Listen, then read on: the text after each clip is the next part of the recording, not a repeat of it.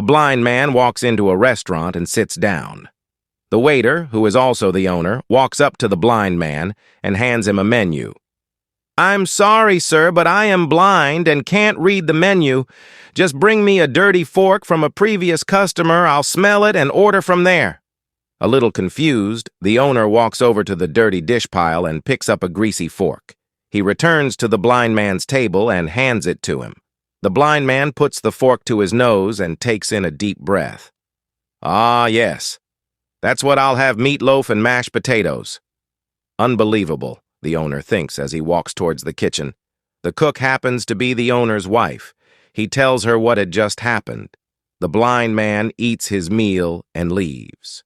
Several days later, the blind man returns and the owner mistakenly brings him a menu again. "Sir, remember me? I'm the blind man." "I'm sorry. I didn't recognize you. I'll go get you a dirty fork." The owner retrieves a dirty fork and brings it to the blind man. After another deep breath, the blind man says, "That smells great. I'll take the macaroni and cheese with broccoli."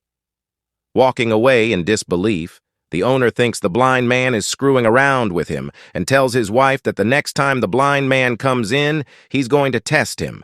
The blind man eats and leaves. He returns the following week, but this time the owner sees him coming and runs to the kitchen. He tells his wife, "Mary, rub this fork on your panties before I take it to the blind man."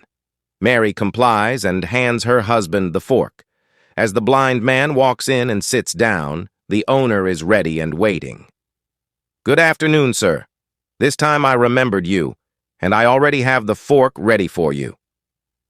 The blind man puts the fork to his nose, takes a deep whiff, and says, "Hey, I didn't know that Mary worked here."